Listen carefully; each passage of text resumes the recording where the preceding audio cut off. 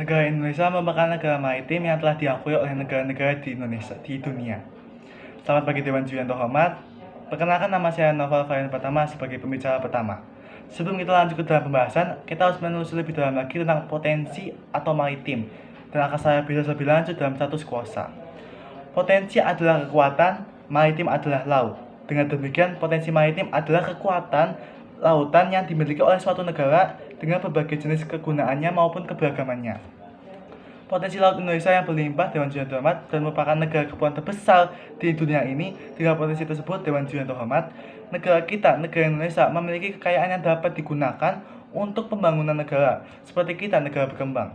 Akan tetapi, kita tidak boleh mengeksploitasi lebih jauh kekayaan kita ini, karena dapat membuat kekayaan laut di lautan rusak, yang menyebabkan pencemaran air di lautan. Negara Indonesia, mampu berkembang dengan menggunakan potensi lainnya, seperti potensi minyak bumi, batu bara, ataupun potensi alternatif seperti matahari dan angin dan sebagainya, teman-teman yang terhormat. Menurut data Direktorat Jenderal Pengelolaan Ruang Laut, banyaknya hasil produksi perikanan di Indonesia perlu dipertahankan, dijaga. Tanpa pengolahan dan pengamanan yang baik, perikanan di Indonesia rentan menjadi pelanggaran. Oleh karena itu, negara kita Indonesia mampu berganti alih potensi untuk menjaga laut Indonesia yang sangat berlimpah ini. Karena pada tahun 2015, sebanyak 117 kapal asing masuk ke Indonesia untuk mencuri ikan. Dengan kata lain, Dewan Juri yang terhormat, kita harus menjaga ekosistem laut Indonesia agar terus lestari tanpa ada yang mengganggu, baik itu ancaman dari dalam negeri maupun ancaman luar negeri. Menteri Kelautan dan Perikanan Bapak Edi Prabowo ditangkap oleh KPK pada tanggal 25 November 2020 dikarenakan kasus ekspos benih benur.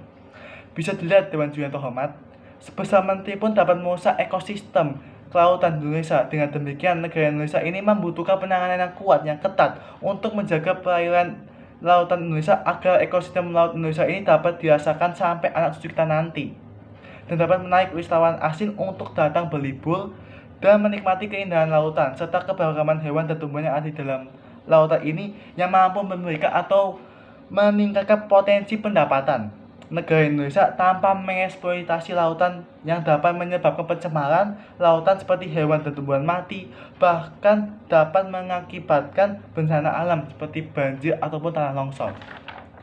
Dewan Juri yang terhormat, di dalam laut Indonesia terdapat beberapa jenis hewan langka seperti ikan terubuk, hiu paus, dan sebagainya. Dengan adanya beberapa jenis hewan langka yang tersebar di seluruh lautan Indonesia, kami selaku warga Indonesia, Dewan Juri yang terhormat, akan terus menjaga laut Indonesia kita ini agar tidak dicuri oleh negara lain dan tidak merusak ekosistem yang ada di dalam lautan. Oleh karena itu, saya selaku pembicara pertama sangat setuju dengan mosi kita kali ini, yaitu sebagai negara berkembang dengan potensi maritim, Dewan ini tidak akan menggunakan strategi ekonomi biru, karena kita bisa menggunakan potensi lainnya seperti potensi minyak bumi, batu bara, ataupun potensi alternatif lainnya, dengan alasan untuk menjaga keberagaman ekosistem di laut Indonesia serta untuk menjaga laut Indonesia dari ancaman dalam maupun ancaman luar negeri, dan bisa diganti dengan potensi lainnya seperti minyak bumi dan batu bara atau potensi alternatif seperti matahari dan angin.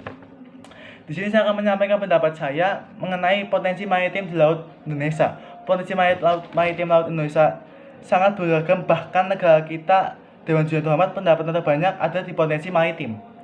Akan tetapi, jangan sampai dengan pendapatan tersebut kita lalai atau lupa dengan ekosistem yang ada di lautan, karena dapat mengakibatkan kerusakan hingga kematian berbagai jenis hewan maupun tumbuhan langka ataupun yang selalu ada di lautan.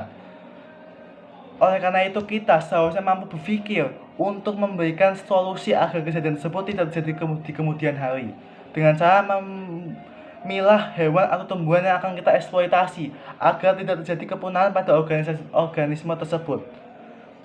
Kesimpulan yang dapat kita ambil, Dewan Juri yang terhormat, bahwasanya potensi laut Indonesia itu sangat berlimpah, akan tapi harus dijaga dan dirawat, jangan sampai dieksploitasi terus-menerus agar tidak terjadi kerusakan dan pencemaran lingkungan lautan. Karena saat tua nanti hanya cerita yang bisa kau bagi sambil melihat anak cucumu berlayar di pasir pantai yang indah.